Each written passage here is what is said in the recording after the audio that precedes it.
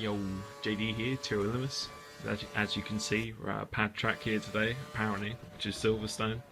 It's also my favourite track in the game, so hopefully a few little tips I'll give you for the gears, braking points, and that will help you out as well, which as it did with me when I first started learning this track.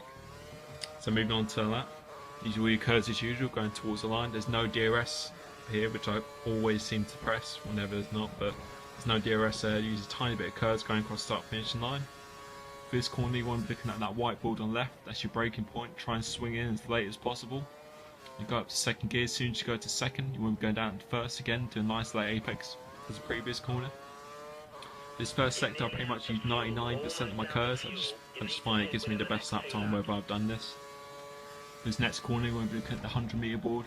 Again, try and do a nice late apex in second gear.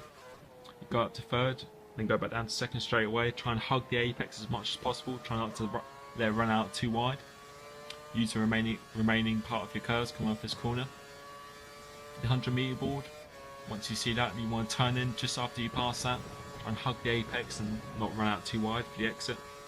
For this next section, it's completely flat out. For this left-right, flat out, complete in 7th gear. Once you get to the middle of the track, go down to 5th. Again, stay in the middle. Try and do a slow entry to get a faster exit. And I stay in 5th for that Maggers and Beckett's, which quite a lot of people stay in 4th, but 5th for me just gives me better speed overall.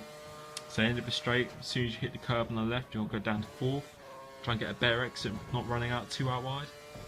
This corner's quite tricky. Just before the 100-meter board, you want to be clipping the curbs because it helps you gain a lot of grip and traction coming through these corners.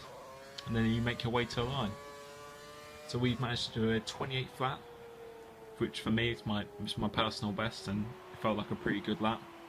So hopefully the corners, the gears, and the braking points you saw me do on that lap will help you out quite a bit. So we'll move on to the setup now, and I'll explain why I've used it.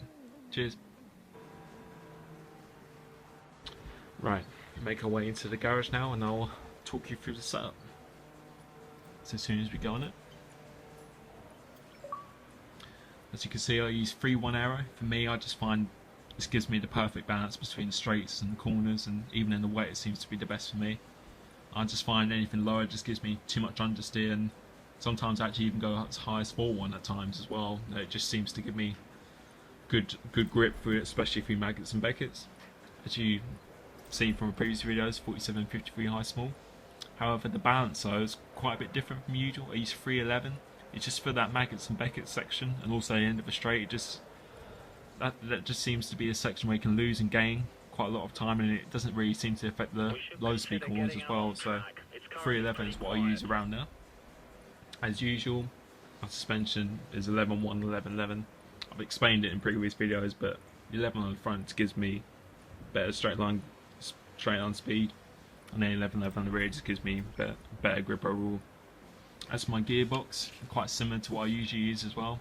First 3 gears are always going up, it's going to be better traction, and around this track you don't really need a long gearbox because you top out quite early just at the end of the straight of those gears, and those gears ratios seem to work quite well for me. It doesn't really bog the car down too much, and then the alignment is just same as it always has been. So hopefully you enjoyed the lap and setup here, and let me know what track you want to see next. Cheers for watching.